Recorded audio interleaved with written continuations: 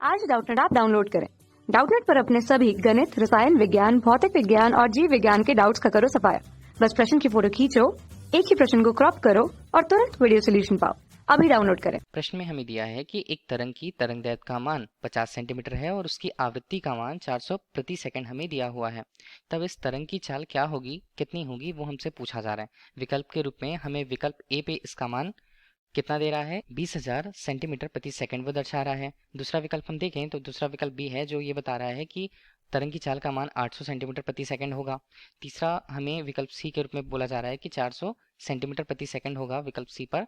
और विकल्प डी की बात करते हैं तो विकल्प डी के अनुसार उसका मान 200 सेंटीमीटर प्रति सेकंड रहने वाला है। उस तरंग की चाल ये बताई जा रही है इस विकल्प के अनुसार। तो कौन सा विकल्प सही होगा हमें उसके लिए हमें देखना होगा। तो दिया क्या क्या है, पहले हम ये लिख लें। तो हमारे पास एक तरंग है, तरंग के लिए उसका तरंगदैर्घ्य दिया हुआ है। तरंगदैर्घ्य मतलब एक तरह से वो उसकी लंबाई ही होती है, तरंग की लंबाई। तो हम उसे जो एक दोलन पर वो पूर्ण करती है, तो तरंगदैर्घ्य को हम यहाँ पर लैम्डा से प्रदर्शित करते हैं, जिसका मान हमें कितना दिया हुआ है, वो हमें दिया हुआ है 50 सेंटीमीटर के रूप में। जहाँ उस तरंग के लिए उसकी आवृत्ति मतलब प्रति सेकंड पर कंपनों की संख्या या दोलनों की संख्या हमें एन के रूप में कितनी दी हुई है, ये दिया हुआ है हमें 400।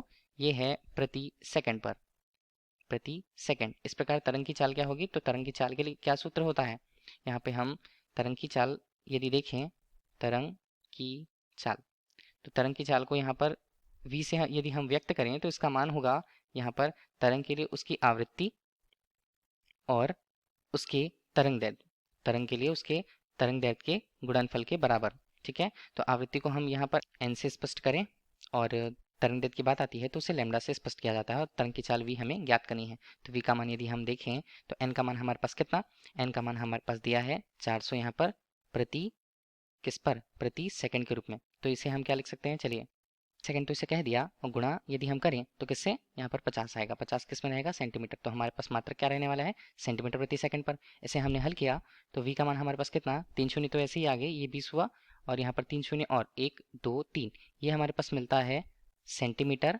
प्रति सेकंड पर। तो यही इस प्रश्न का उत्तर है जो तरंग की चाल को बता रहा है।